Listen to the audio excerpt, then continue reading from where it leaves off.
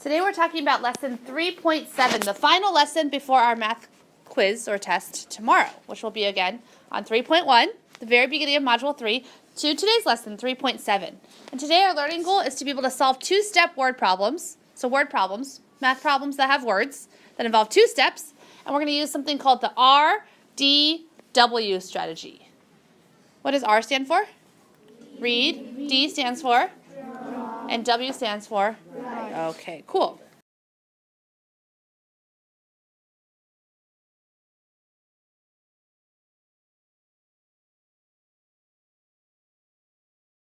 Now, today as you are turning to your lesson 7 problem set, we're going to talk about the strategy we're using today. It's called the RDW strategy. And as we said before, R stands for read, which means you're going to first read the problem.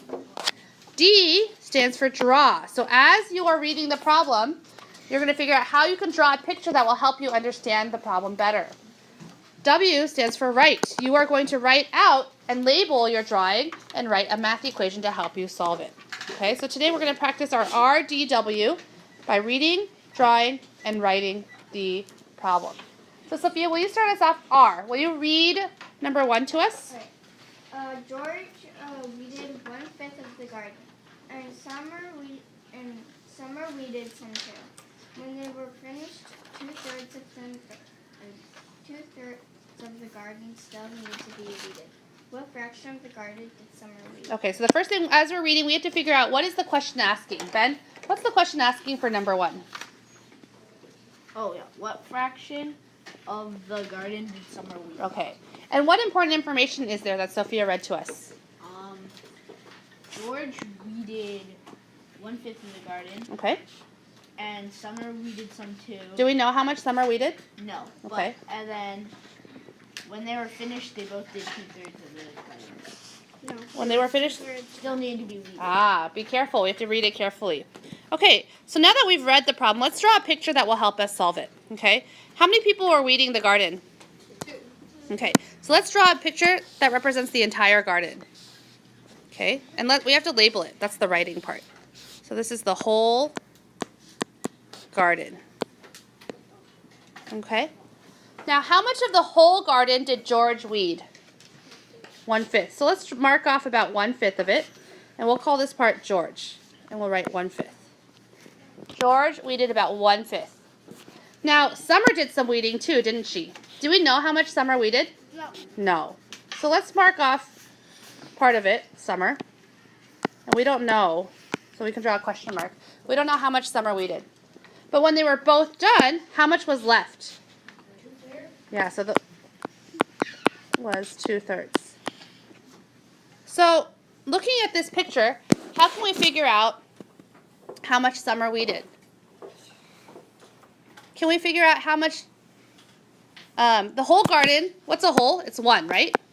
So can we do 1 minus the amount George did, which is 1/5, minus the amount left, which is 2/3, and is that going to equal how much Summer did? Yeah.